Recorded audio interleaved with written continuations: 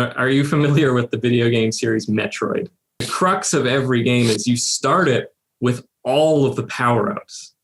And then after like the first level, you lose all of them and you have to get them all before the game ends again. And then you win the final battle with them.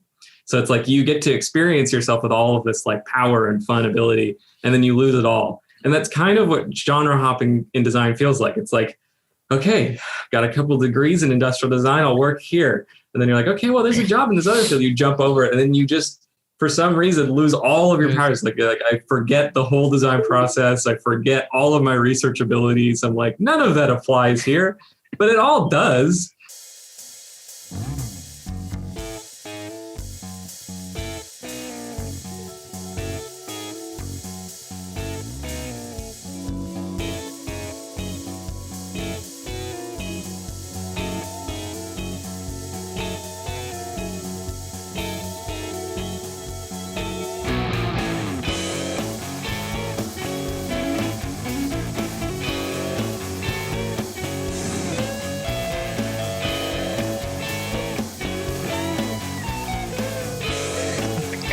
I think Jake was gonna go first. All right, let's do it. I just feel like it's more accurate in that I have no salesperson's bone in my body, and I feel like being a jeweler is actually selling things to people, and that ain't it. That's not it for me. That's interesting. Let's get into that. All right. Okay, welcome to another episode of Not Enough Design. We have my good friend and an amazing industrial designer, somebody I look up to in terms of like sketching, the best sketcher in our year, definitely by far, goldsmith, Jake Dangstorp. Thank you for doing this, bud. I appreciate it. Let's get into that. You said you prefer goldsmith rather than jewelry design. Get into that a little bit. What do you mean in terms of selling? I don't know. I just feel like maybe it'll come with age, but at the moment, I feel much more interested in just like developing projects and kind of the problem solving aspect of design and kind of that creative portion of actually like developing ideas, much more than kind of like at least for me, which I find quite soul crushing, the like constant trying to like beat out everyone in this kind of like rat race of the internet. It's like, I'll work as a goldsmith behind someone who has a client base, and I'll just solve the design problems well. Someone more suited to that kind of entrepreneurial landscape does that. Cause it's just, I don't know. I feel like during the fall, like late fall, I was having to do a bunch of like online applications, and just like it can just get soul crushing, like having to submit yourself over and over and over again. And so, compounding that with like trying to do a kind of full on shop independently, and to say like jewelry designer with a shop, that would be, I feel like, difficult.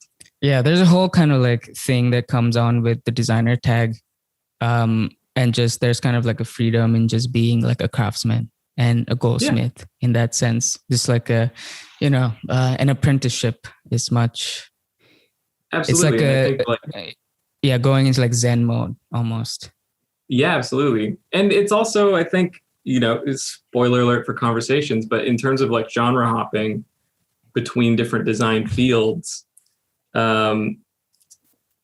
when you're going into something new and that you just kind of have a bit of passion in, it's very, it feels a bit presumptuous to then be like, I know everything. I'm going to put myself out there and sell these things that I have just started doing.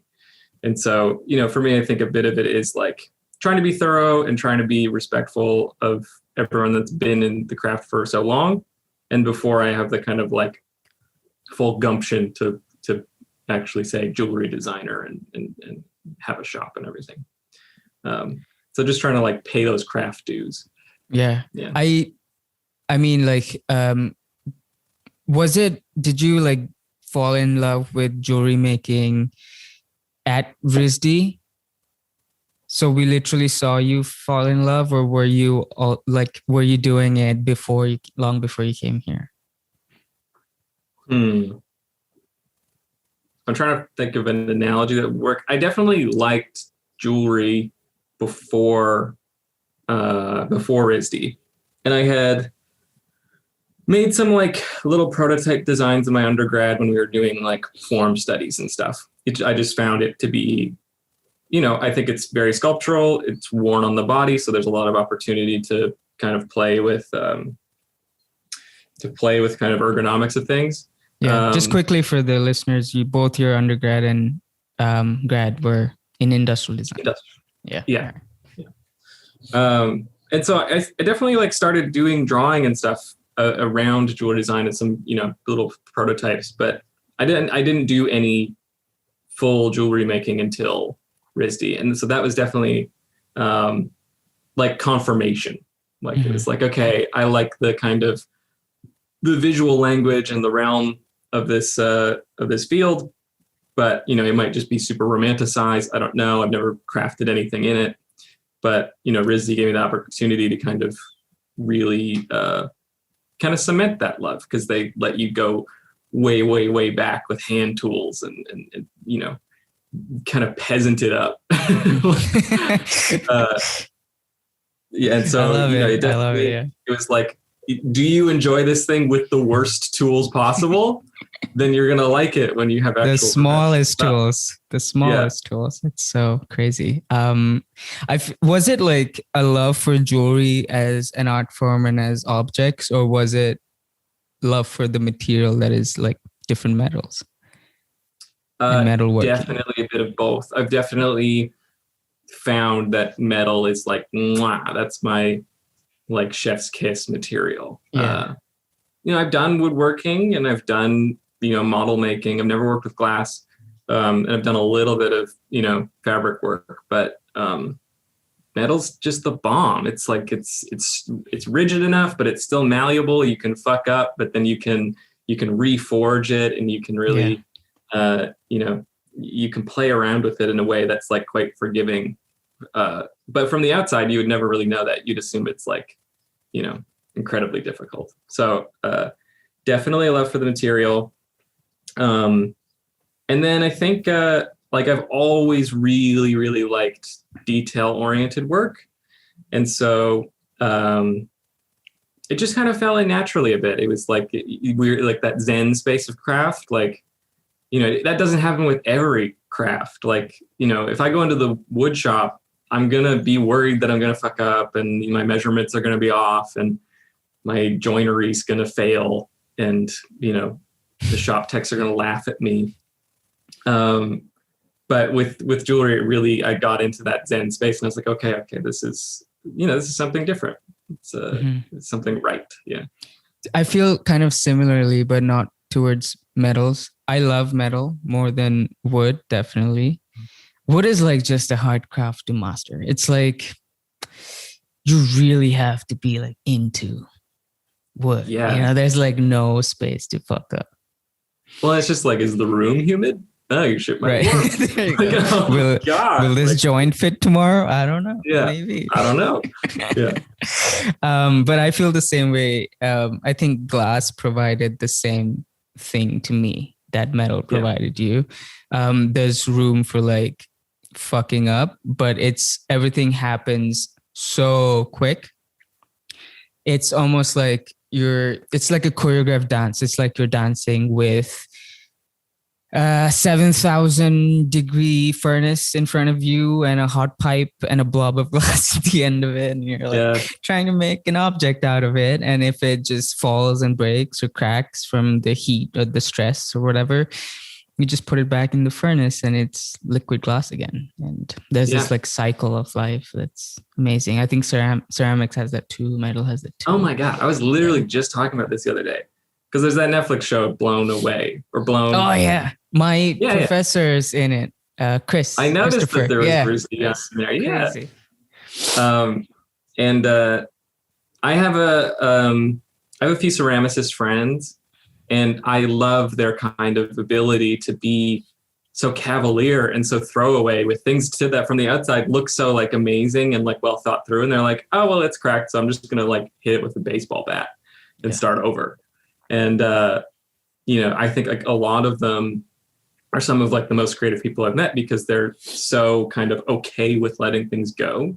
And they're so eager and ready to just make something new every time that they're not like, oh, well, this idea that I've spent 3 weeks working on in the shop has to be the one that I go with. Yeah.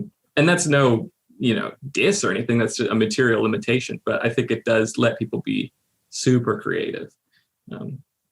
Both. No, absolutely. I think there's like when I first started glass blowing, which is like the intro class, and it was so jarring to hear glass cracking constantly and shattering in the background, like even when nobody's working on it, because glass cools unevenly, so the outside cools faster than the inside, and so any like stray glass here and there keeps cracking all the time and like shattering and exploding. And there's this constant like chaos in the background, which you kind of like become deaf to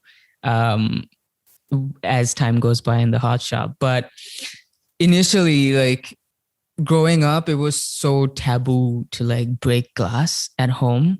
It was like a big deal. Like if you've broken your mom's vase or like a glass or a plate, it's like, oh my God. But in the hot shop, it's like, it's material. You break it, you play with it, you drop it. And the whole kind of like all the fog and mysticism behind glass went away. And there was this freedom that you get from like feeling like I am allowed to create and destroy this material.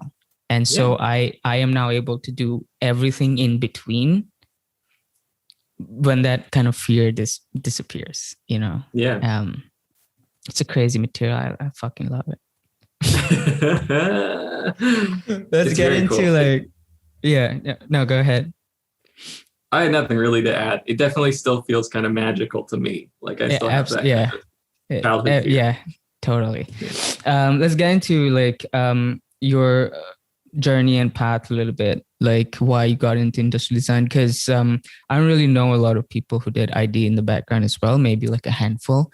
So I'm always curious about how you found out about ID so quickly and like early on.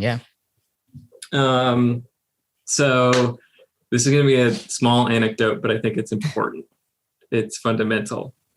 At the Regina Public Library in Regina, Saskatchewan, Canada, when I was like 8 years old, there was these Star Wars books that were cross sections of all of the spaceships. So it would be like the spaceship in isometric, and then it was cross section, so you could see like all of the subdecks and everything. Right. And that like blew my mind as a kid. And it in common like stuff like that, where it was just kind of seeing how things worked and how things were made, and kind of like the interior of stuff was always like really my jam. And my mom is an interior designer and an architect. Okay. So. She in decades past, she worked at Herman Miller. And so she was always very keen on design and on, having amazing home decor, and was really, into kind of industrial design before I really even knew what it was. And so, she had, replicas and real pieces of mid-century modern stuff all through the house. And so, a lot of those examples of kind of, famous design history were pretty like there under the radar, and I didn't really know much about it. And then in high school, I had like a pretty solid aptitude for math, which is now completely gone. But it dips after 21. Oh, brutal. I think it definitely feels like the kind of varsity jacket bus stop guy who's like, yeah, I miss those days, man. Like I miss having that like math brain. My math professor told me like every mathematical genius who's written a thesis or like solved some equation has done it before 21 or 25 at the most. Yeah, it's crazy. that's comforting. Yeah. So I had that kind of aptitude for math. I really liked fine art. So I sketched a lot. I painted, and I was getting a bit into like a little bit of graphic design. And my mom was just kind of like, hey, you have these two kind of aptitudes. You should consider maybe doing industrial design. It involves a bit of math and a bit more planning and kind of drafting ability, but it's also quite creative. And so that was really where the kind of seed planted, was just like, I have these two really kind of disparate skills. They seem like they could be paired somehow. And then, having a bit of a role model who in my mom, who kind of led me that way. And so I applied to a number of schools. I ended up getting a pretty big scholarship to go to a place called Carleton in Ottawa. But it was an engineering program for industrial design. Okay. And I was just like a little bit hesitant to like fully go into engineering. I felt like I needed a bit more like fine arts training than I needed math training. And so I went to a school in Vancouver called Emily Carr. And really thankful to have done that, because met some amazing people, but also was really kind of an early school to work in sustainability theory. Louis St. Pierre, who's been there for a very long time, has been working on sustainable design since like the 90s. And has just been really doing really cool work. And apparently her and Sarah Garrison now are like in contact and like talk back and forth, which That's I think is very cool. Crazy, yeah. So it started there. And even then I was still it was like kind of the Bauhaus style education. So you did the first foundation year where you try a bunch of different fields and then you apply to the program you want to go into. And, got to do some industrial design in first year, which again, kind of like the jewelry making classes at RISD, were just like, oh, I like this. This is a nice mixture of skills. And so that's really where that journey started, was mixing kind of math and art and finding product design. And so went to Emily Carr, had a really good kind of like theoretical background. Like it was a lot of critical design theory. It wasn't too much about designing things for market. It was more about being critical and, making sure what you put into the world is valuable, which, as 19-year-olds, everyone's like, no, I want to make cool looking speakers, like, and chairs and drones. Yeah. So, how much that sunk in then, not a lot, but now I'm thankful for it. And so, after Emily Carr, did some contract work in Vancouver. And then, I felt like I was like starting to hit an interesting stride with some of the design rhetoric that I was thinking about. But, when you're just independently working, it's very hard to, or at least personally, I find it very hard to, do kind of serious academic inquiry. Mm-hmm. It feels like gate kept for some reason, even though we have access to JSTOR and stuff. It's just like, I don't have an advisory board or anything to kind of help me along. So I thought, I was like, well, I feel comfortable with my technical skills, and I feel like my rhetoric's at an interesting place. I'll try to go to RISD. And so I applied to a few schools and got into RISD, and that's where it went from there. Would you say that now that you've done both, like a bachelor's and master's in ID, in the scenario where you hypothetically, right, just did a master's in ID and a bachelor's something else, do you think you would have missed out on something that your bachelor provided exclusively? Yeah, totally. I think they felt like two very different degrees. And I think that is kind of because, it's a bit of a new field, and every program director has a much different philosophy about, what department it should fit in, what the goal of the program should be, how entwined with the program is things like capitalism or the economy, or how kind of, art world leaning the program is. So, I think for the first couple years at Emily Carr, it was very technical and fundamental, and it was learning how to sketch properly. It was learning model making materials, CAD, formatting things for injection molding, doing some early design research stuff. And then it was really just in like the last year where they were like, okay, here's critical design theory. Here is, some agency over the, projects that you do. And so it was kind of like a gradient of like practicality, so to speak. It was just like first couple of years were super fundamental and probably stuff that would get you a job. And then fourth year was just like, all right, you're off the leash. Start making critical things that you think are important for the world to know. And so then, RISD was very much kind of an extension of that. Like they gave us a lot of creative freedom, but they made us kind of think about the rhetoric behind everything. And, I would be interested to hear what you have to say about this, but like the core ID education of the master's program, wasn't a lot of hard skills. It was a lot of communication. It was a lot of reading. It was a lot of, stuff to me that felt like, I had a lot of respect for everyone coming into the program that didn't have an ID background, because I was like, wait, you're not getting taught how to sketch. You're not getting taught how to do design research really too much. Like you're just going into this kind of blind, so for me, it felt very, very important and very extended, but, it definitely was a bit of a testament to kind of sink or swim, because everyone that, didn't come from an ID background still did amazing in the program and was able to, find themselves. But so for me, it felt necessary. I think there's like, obviously pros and cons to everything. Like, I think there's a real strong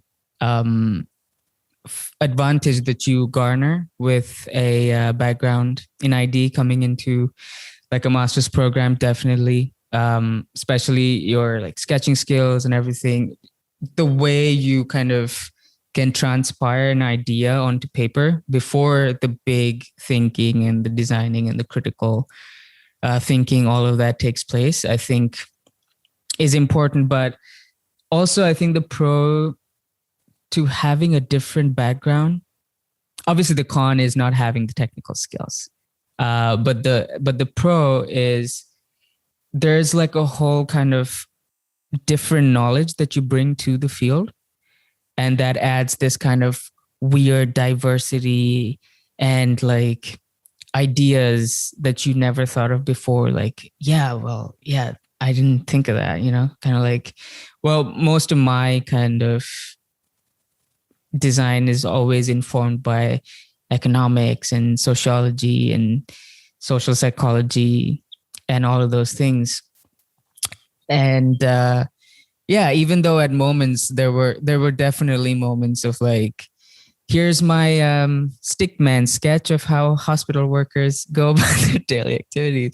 But we were always told, like, as long as your stickman figures can convey the idea effectively, you've done the job, but I would still like to, sketch pretty objects. But I think it's you raise a really good point, which is like that it is like, like any kind of form of academia, I feel like if you get stuck in the whirlpool too long, you're just doing stuff for other people in that section of academia, and then it gets out of the real world. Like you need that kind of background in, either different forms of art practice or in economics or in the real world to make kind of important stuff. I feel like doing things like portfolio reviews and helping with admissions and stuff, you end up seeing people just like designing for designers, and it's just kind of very pretty sketches, really beautiful renders, but then you start reading those thick blocks of paragraphs that are like an 8 point, and you're just like, there's nothing here. There's nothing here. So I think it's important to make like yeah, having that different background, you're not subject to kind of the smoke and mirrors as much, which I think is really helpful to get good work out there. So I'm envious of that kind of. Yeah, I think like, sorry, go ahead. Oh, I just feel like when you like doing the undergrad in industrial design, there's like this like technical emphasis on everything. And then you're like stuck and being like, no, like the sketches have to be nice. And no, everything has to be nice because they told me. And then you're spending so much time on that when you could be spending it, you know, making a good idea. You know what? Kind of like the only thing that upsets me is that during the pandemic, when we were all like at home, I realized that maybe technical skills acquired during somebody's idea undergrad can really help like prototyping at home or just making things at home with just like foam or anything like that. Like Ayako Takase does that class for the undergrad, so where they like make these prototypes which look like real objects, but they're just like, what is the thing they use? The white paste, urethane foam, and then they put that pasty thingy. Like, yeah, like spackle or whatever. Spackle, and then sand it down, and they look fucking incredible. Yeah, I can't do any of this shit. Listen, like, but nor should, like, you don't have to. It's not gonna get the idea. But the thing is, like, I want to make things, but there are no access to shops, right? So I'm like, just might want to get some like foam and spackle, but, you know. So let's get a little bit into your like thesis, right? You spoke about jewelry. I kind of briefly went over your thesis a little bit, and it starts off with your grandfather's ring, and then you go into heirlooms. And tell me a little bit about that, because it's very interesting. You talk about how objects and heirlooms can be like kind of like more like curated after somebody's death. Yeah.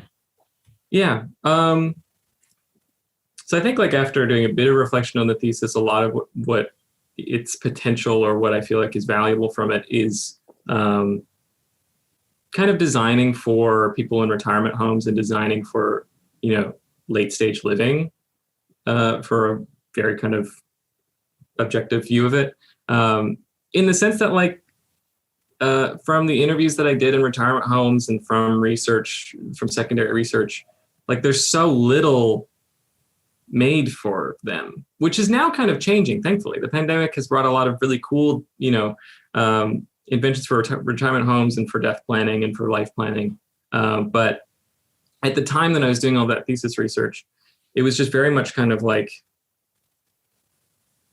all of these unsaid conversations and untapped potential for, you know, listening and hearing the opinions from the generations that come before us.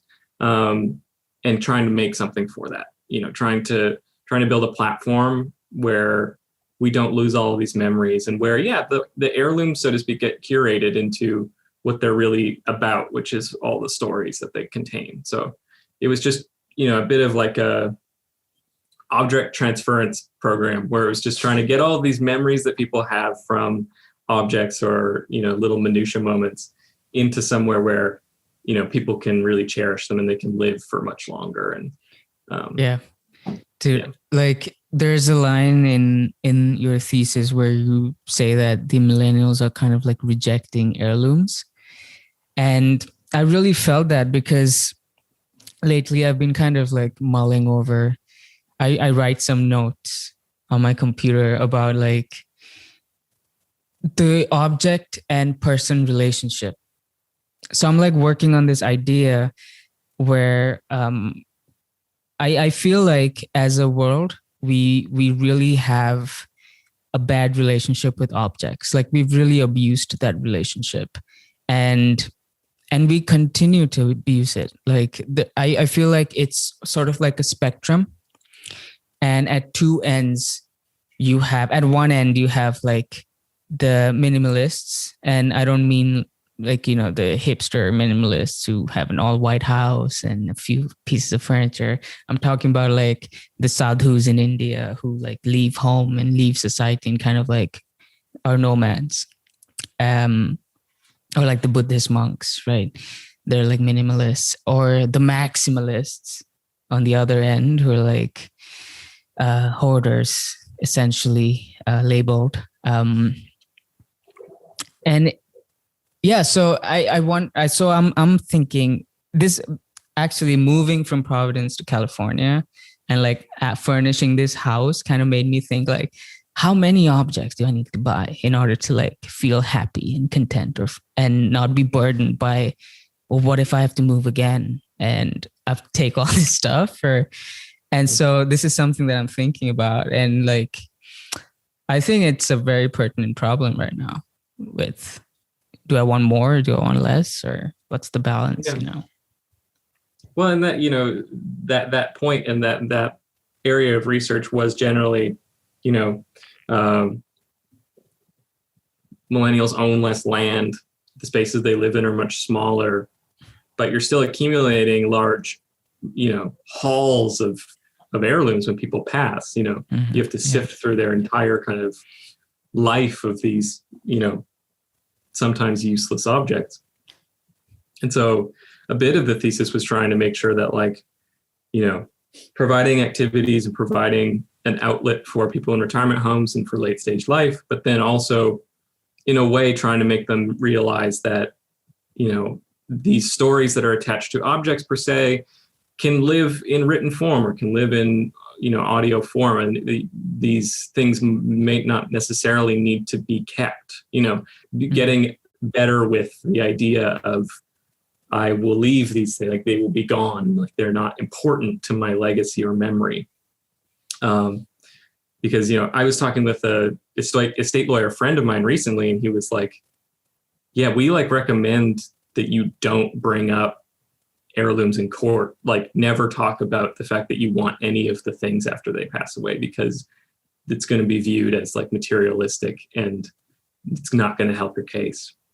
And so, it's this weird kind of taboo, but it's like, we got to talk about it at least to make sure that we're not just emburdened or feeling massive guilt around getting rid of these things because no one talked about it before they passed away.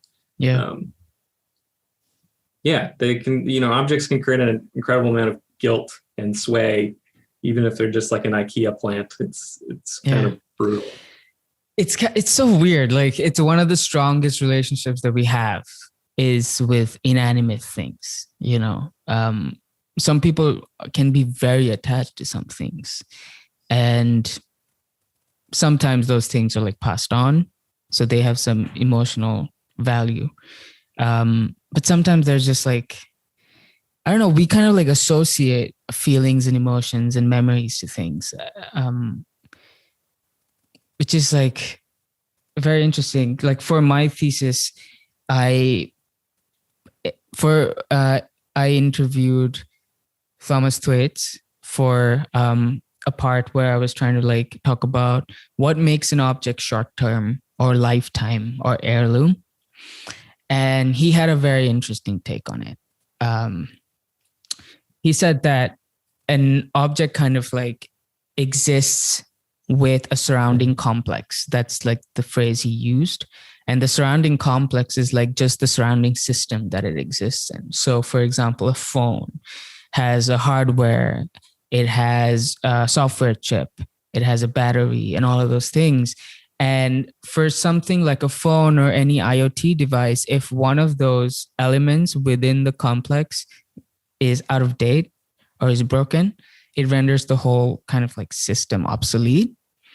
And so those items are kind of refreshed every year. So we see like a new phone every year, TV, new fridge. And that kind of makes it kind of short term. But then objects that have a more simple surrounding complex, like a table or a lamp, have the ability to be long-term or lifetime. Yeah, but then for the thesis, I was like dealing with also like plastic and water and all of those things. So like the question is that then a plastic bottle has the most simplest like surrounding complex. Then why is it only used for like 2 hours, And there's also that I could go on about our weird relationship with plastic as a material, but but what he said about heirloom is that when somebody, say a parent or a grandparent passes away, we're often burdened with a whole bunch of stuff. And for most cases, you wouldn't need like an extra set of dishes. But Thomas Thwaites said that maybe you'd keep one plate. And that emotional durability was like a very interesting concept. And like I find that it's kind of interesting to go through that process of like cherry picking what that set of objects would be that would like encapsulate all my memories with that person, right? Yeah, it's very difficult, but I think it's very valuable because then you just get to see the 95% of the rest of what you own, and you're like, oh yeah, I wouldn't need to give all of this to someone when I pass away. Like this can be donated. This can go somewhere where it's more useful. Yeah. I think in kind of relation to what Thomas is saying, I had like, this is going to be kind of word vomit, but it's like a Jello stance. It's not crystallized yet, but I think it could be cool. Yeah. So I think objects as signifiers should just be kind of changed to objects as community, objects as community, because I think how objects kind of work is that it's just like concentric rings of their value is tied to what level of community they bring me, right? It's like if I use a plastic bottle, almost everyone else on the planet has used a plastic bottle. I'm not part of any sub community or anything really that is going to bring me a level of comfort through that. But when you start getting more and more precious or more and more kind of community building, you start to see objects have more value, right? Like, the moment I own an Xbox, there's other people with Xboxes that now like I can be in a community with. Or if I own a car, I can be a car guy now. Like I can be part of car culture. All of these objects have little subcultures, which are just kind of free passes for community and for friendship. Like, it's very difficult to organically make a friend now. That's a difficult process. And so I think people realize that it's very easy to just circumvent that whole process by just buying something. It's like, well, I could play board games and be a board game guy, and now I'll have friends in the area that play board games. And so I think, the value gets greater as the community gets smaller, right? Or the perceived value gets greater as the community gets smaller. So, if I buy a Rolex, now I'm just part of this small group of people that owns a Rolex. And if I see someone, then there's this like sense of community in a gross, weird way. And I think on an even smaller level, when you get to heirlooms, it's like I am part of a community of people that have experienced this emotional trauma. Like it's just me and my sister, or just me and my brother who are in this small group who have experienced this thing. So these objects are really valuable because they signify and they allow me to access this community in a way that nothing else can. So I think that that's kind of where they get their value, is like such an incredibly unique community that they build. So that's my take on objects. Yeah, I think I totally agree. And it's very interesting that, when we think about war veterans or even society, even like groups like AA, Alcoholics Anonymous, they've built this community around shared experiences or trauma. And like a group of people who own Ford Mustangs, like pre-70s Ford Mustangs, can circumvent all of that like experience or trauma, but even have like a similar strong bond within that circle of like Ford Mustang owners. It's like the junk food version. Yeah, it's like the junk food version. Exactly. Yeah. It's like there's an alternative universe somewhere where people are actually forming groups with shared values and morals. Whereas in our like time, in our universe, we're just like using objects to do that. It's so weird. It's very weird. I don't blame them though. It's obvious. I think it's not to get too conspiracy, but it feels kind of by design, right? It's like it's become more increasingly, secluded in experience. So it's like, I have way less time in a day. I work 2 jobs. I'll circumvent this whole organically making a friendship thing by just owning an iPhone and seeing that another guy owns an iPhone and being like, hey, hey, buddy. Bubble, am I right? Right. Yeah. I know how to make friends, Rohit. That's how you do it. Yeah. No, not to sound too like undergrad social sciencey, but it is like keeping people from having conversations and keeping people from developing ideas is profitable. It's profitable. The less you have to think is great. Yeah. Because you can just listen to what I have to say and just like get that thing and make that thing happen. Yeah. Oh my God. I was talking to Matthew about this yesterday. I think the sect of like modern people that I hate the most are these like Instagram entrepreneurs that are like, for $5.99, you'll get my keys to success. Right. And then you click on it and it's just like, use Instagram if you're a photographer. And it's like, no shit, bud. Oh, really? So, I hate that. My version of that are like the health gurus. Like, yeah. They're always like, yeah, you've been told that running makes you lose fat. Wrong. Running won't do anything. You don't have to go to the gym anymore.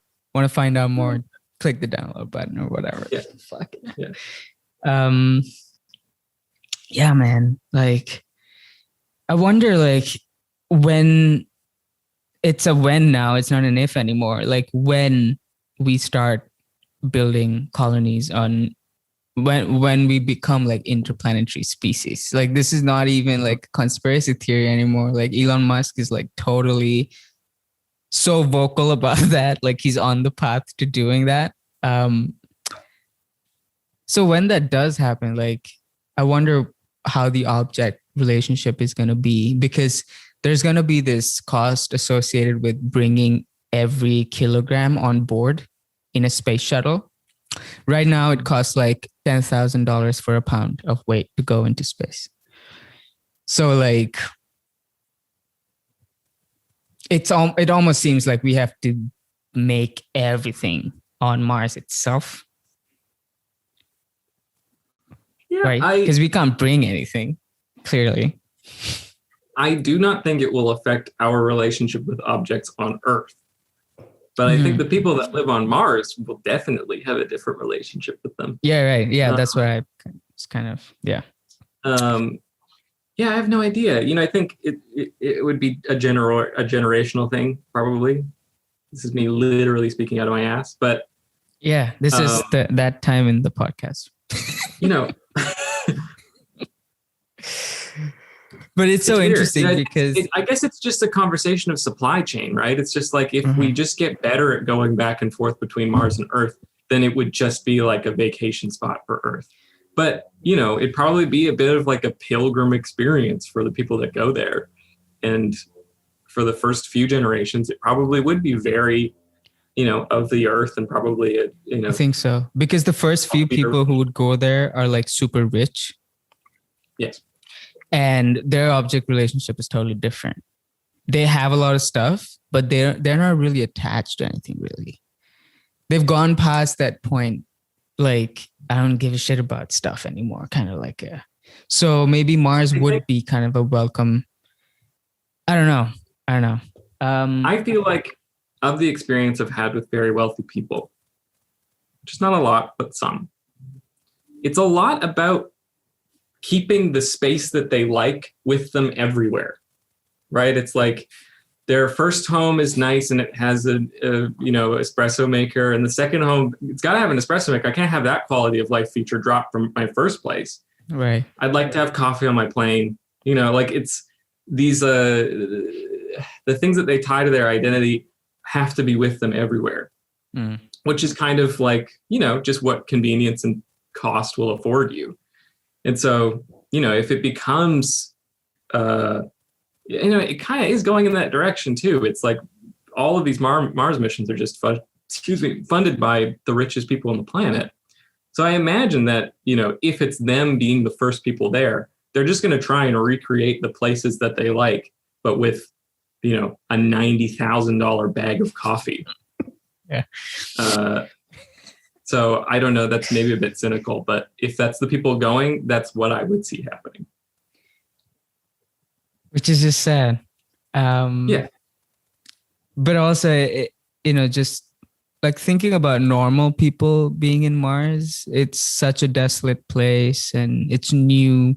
And all those stresses kind of like make you want the objects that you had.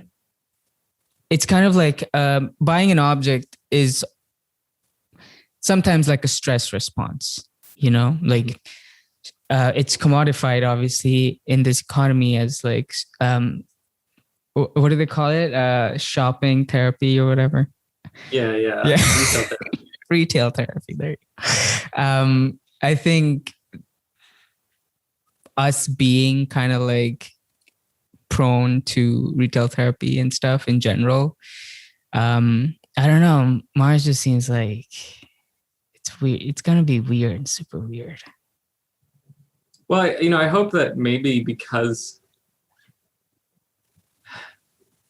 you hope that there'd almost be like some shock therapy of like, the first bag of coffee runs out and then there's like, oh shit, it's going to be like 5 months until the next bag arrives. Like I've got to make do with what I have.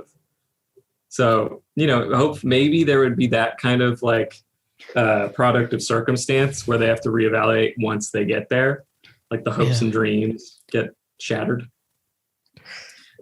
The most weirdest thought kind of came into maybe they'll find a way to like filter out caffeine from your urine and then recycle it back into you. So that's great. I don't know. This got super weird anyway. Let's talk about something else. Let's talk about like genre hopping, right?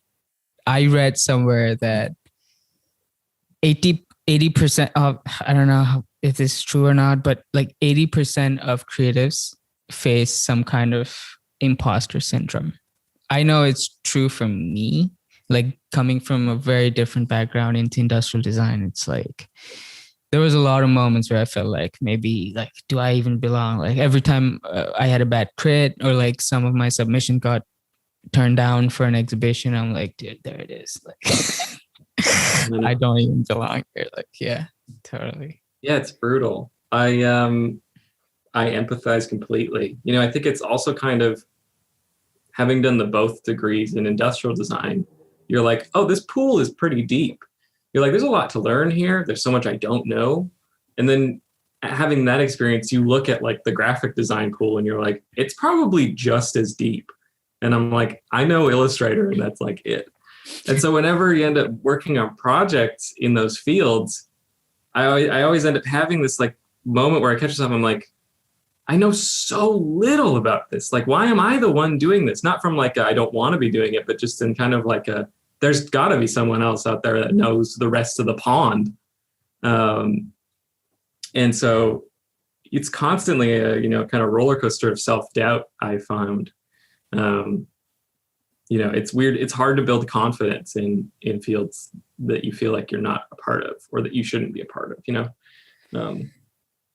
Yeah, but I also think that it's kind of like a part of the creative process to kind of doubt yourself. I mean, there are like designers and creatives who don't doubt themselves at all. But I don't think necessarily they're like the best in the field usually. Like even the leaders kind of like doubt themselves and their work, and it kind of helps them keep working on it and to better it eventually. Also lends to the fact that never is a project ever completed. Like if you pick it back up again, it can take a different trajectory all over again. So yeah, like this is something like I want to talk to. So I had a very good therapist, and she was a part of the RISD counseling body, and yeah, she said that she couldn't tell me a lot about what different clients were saying, but she kind of alluded to the fact that everybody is going through this, like this self-doubt and this like torture. And it is like, it's the tortured artist is like a thing, right? Yeah. And when I was younger, not even when I was younger, I still feel that sometimes. I was the most creative when there was like shit happening in my life. And to a certain extent, I would like self-sabotage relationships and events to kind of like be able to like create. And this was when I was like in a band, we were making music and we were playing shows and everything. And I was like, yeah, when there was shit happening in my life, I was like writing great songs and making the best music. And yeah, this is something I like, even talking about like mental health in the creative field. There's something I spoke to my therapist a lot about and she tried to tell me like, you don't have to self-sabotage yourself or feel like that everything's going in order to like create something or make something good. And she started giving me like exercises to kind of like live a healthy, normal life and also be able to create by like separating the two. I was like bringing my personal life into the creative, right? And we all kind of do that. Yeah. So yeah. And it kind of affected my relationships as well. So it's just not good. Yeah. It's definitely, God, it's so hard. It's so hard to not tie yourself to them because you take pride in them and because it's, a large part of your identity. But it is so true that, they're not extensions of yourself. And it's, it's also important to have confidence in kind of like your decision-making abilities outside of your little subsect. Like, you should trust that you know enough about the creative process and about what you're working on because you've done your research, and it doesn't matter if it's in graphic design or UX or whatever, it's having that self-confidence is so hard, at least I found, but it is so valuable. Do you feel that way? Like going from ID to like goldsmithing and now you're almost like, fresher in the field suddenly? Yeah. I definitely feel like for me, some of like it's definitely not the healthiest, but the more volume of creative stuff I'm doing, the more confident I'll feel. Like if I'm sketching a lot and I'm working on actual projects out in real life and, actually doing stuff for people rather than just like stewing in my own head and not coming up with anything, that like will do wonders for my mental health. Which is probably just kind of, a bit of the curse of productivity. So it's definitely always been tied to kind of volume. Like the more I'm doing, the happier I'll be. But for going into goldsmithing, I think the passion was really helpful. Like really, really, it wasn't like, I'll do UX, I guess. There's a lot of jobs. It's something that I really wanted to do.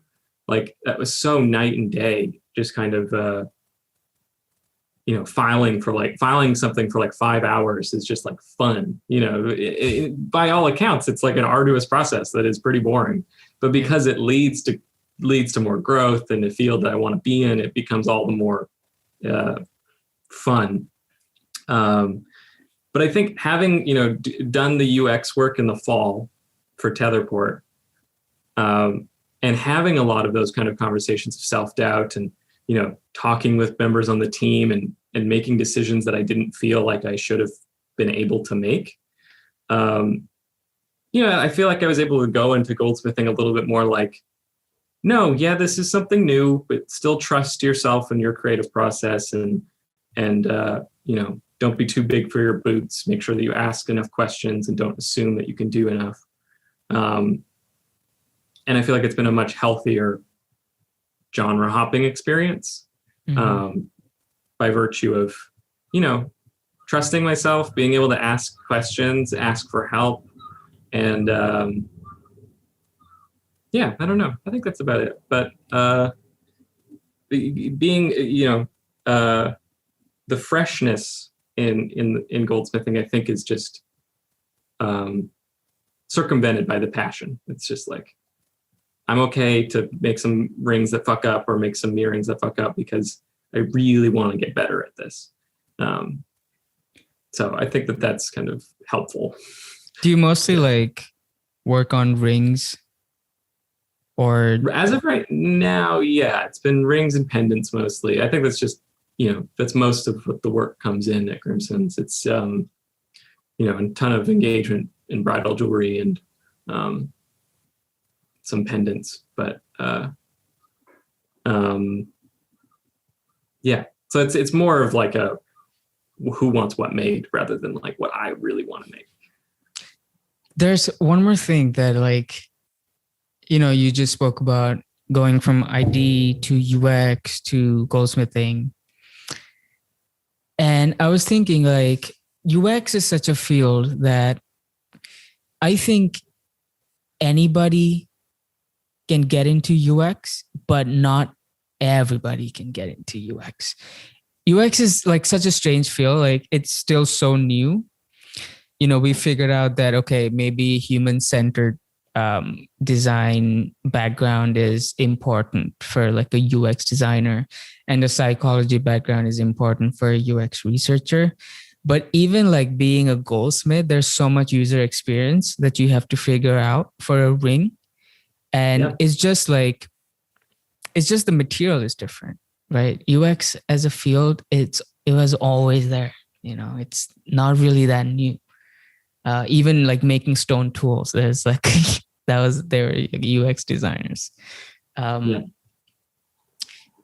But that's like taking this whole design market by storm. And now it's almost like whenever you open up job markets, or it's just UX, everywhere.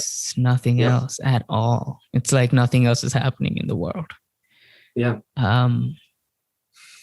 Which is so depressing at the end of a pandemic to like see that. Absolutely. I don't know if I have too much to add on to that. I think, for goldsmithing, it's nice because it is old. And so there's so many books and so much prior knowledge to build on, where people will say like, the setting needs to be this much bigger, or the stone will jiggle, or, like they have all of these like set things because people have tried them over and over again, which is kind of comforting when you're genre hopping, which is like, okay, there's a bit of stability here and a lot of things written down for me to kind of go to. Because for me, weirdly enough, like going into different design fields, it's like, are you familiar with the video game series Metroid? No. Tell me about it. Famous Nintendo game series. Okay. Play an intergalactic bounty hunter, badass lady. But the crux of every game is you start it with all of the power-ups. And then after like the first level, you lose all of them. And you have to get them all before the game ends again. And then you win the final battle with them. So it's like you get to experience yourself with all of this like power and fun ability, and then you lose it all. And that's kind of what genre hopping in design feels like. It's like, okay, got a couple degrees in industrial design, I'll work here. And then you're like, okay, well, there's a job in this other field. You jump over it, and then you just, for some reason, lose all of your powers. Like I forget the whole design process. I forget all of my research abilities. I'm like, none of that applies here, but it all does. But for some reason, the brain is just so tuned to factionalizing everything. That I've had to really try and get that out. Dude, that's a great analogy. And a lot of it has to do with like labeling different fields. And yeah, you're like, wait, I'm an industrial designer, not a graphic designer, but you've like graphic designed all your ID projects before and it worked out fine. Like, but obviously each field has its own kind of nuances that you learn with experience. But going into it, you're never like a complete fresher. If you're already an established designer in another like subset of design. But like, telling yourself that is another thing. There you go. Yeah. Also like something that kind of, you know, knowing you, I know you have amazingly exciting dreams and you journal them, which is quite cool. And it's kind of also related to your thesis in a way. Like you also spoke about journaling in your thesis, right? Does that like, when did you start journaling as a young age? Did you do that like since forever? Never consistently. I feel like I really like it as an activity, but I've never been really able to build it as a habit. Generally because of my ability to fall asleep quite quickly. Any like bedtime ritual that I try to build will just fall apart after a while because I'll fall asleep. But I love journaling. It's the part of my thesis that has lasted the longest. Right now, currently trying to build these journals for retirement home residents, which is like, you know, in talks to be implemented in retirement homes in Canada. And it's the part that has lived the longest. And I think it's so accessible. It brings a lot of clarity. And it's a way to really access stuff that's not going to be conscious generally. Like, you know, I'm rarely going to think about when I went to Drumheller when I was 6 years old and what I saw there and what I felt. But, you know, the moment you're given like a little prompt that tells you to write about something like that, you know, that memory gets unlocked and then you write it down and someone can read it. So now it's like, is it like an activity that they do at the retirement homes? Yeah. Okay. Yeah. That's cool. So it's just like, it's documenting their kind of personal histories and like little minutia moments throughout their lives that they can then give to their families and they can read through. So that's really cool. Yeah, it should be exciting. Name to be decided, but all right. It's almost done. Can I read you some of my dreams from my dream journal? Absolutely. But you're in one. Oh, really? Yeah. But before that, tell me when you started writing down your dreams. My phone is telling me 2018. Oh, so that's like 3 years of solid journaling. Yeah. What kind of led up to that? Like you woke up with a crazy dream. Yeah, basically. I don't know. There's something so exciting about the kind of again, kind of shared community of talking about dreams with people. Like they are so absurd and they kind of highlight people's fears in an interesting way. Which, not to sound kind of sociopathic there, but they're just like, I don't know. They're fun conversations. It's a fun shared experience to have. And some of mine have just been so weird that I was like, I have to remember this. Like I can't forget this. So 3 years ago. Let's do it. Take us through one of your dreams. All right. So this, like many of my dreams, is in a town that doesn't exist. It's just like buildings from other places I've been all kind of stacked together. Love it. And like many of my dreams, the buildings kind of have a bit of a quantum feel to them. Like they look like a 4-story building and then you walk in the door and they're like 20 stories tall. So it was you and it was Kyunga and I, and we went to this like airplane shop / museum. All right. So it was just a bunch of like airplanes on exhibit, like old propeller planes and planes that didn't exist and like flying saucers and stuff.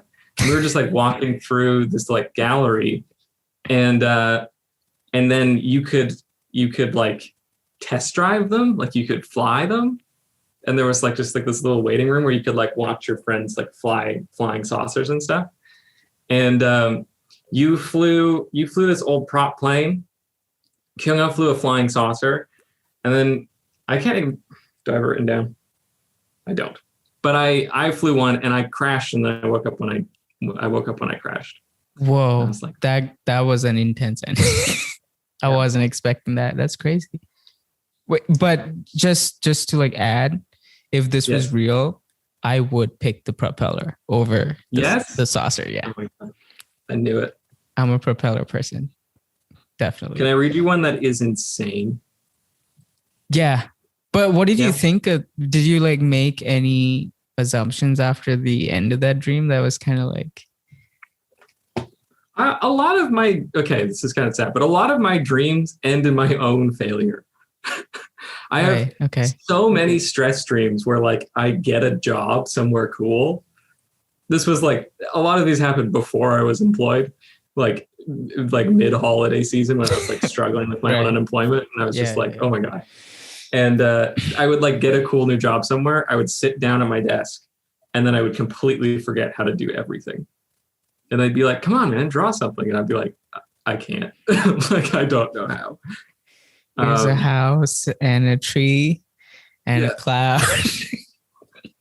I drew a sun in the margin. Yeah. Some V-shaped birds. No, I feel like there's like strong connection to that particular dream because you, Kay, and I would regularly go get coffee. Yeah. So maybe definitely that kind of tied into that kind of grouping. Yeah, man, absolutely. I feel like I generally have a decent amount of dreams with Providence friends because a lot of that was cut so short. And I think it's my brain trying to like reconcile like, oh yeah, you know, those friendships exist. They're off somewhere, but they're valuable. So I think that's where that kind of comes in. Yeah. All right, let's go to the crazy one. Yeah. All right, you ready? It's so segmented and it makes no sense. Amazing. My Uncle Kenny is having a wedding with his second wife. He's not remarrying. It's just a random new lady. Okay. But demons are sabotaging it. I'm stuck in a time loop, so I can't help. Meanwhile, I'm taking a class about dogs and I'm doing a project on dark chocolate. My teacher has a hidden set of eyes underneath a bandana. End. Dude. Wow. That was so poetic. It's almost like a Dadaist poem. But yeah, no. Dude, you should fucking collect these gems and like publish a book on it. I would love to read that. It's so crazy. Little doodles for them. That'd be fun. What did you even make of this dream? I have no idea.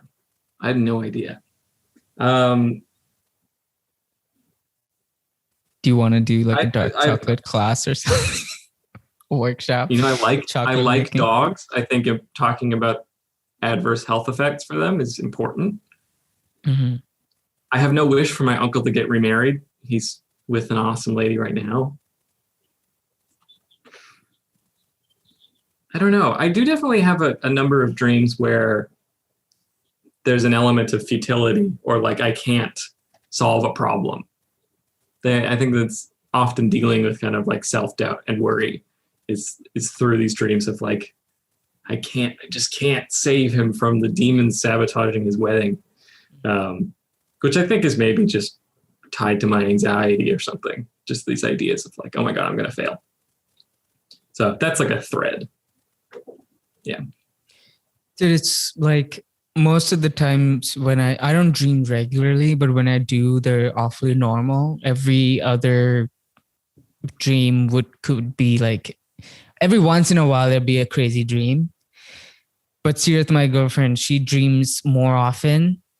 And her dreams are like crazy intense or like inexplicable and like in this fantasy land or like It's fucking nuts. But I wonder like why some people dream in this kind of an intense way. And some people just don't dream, you know?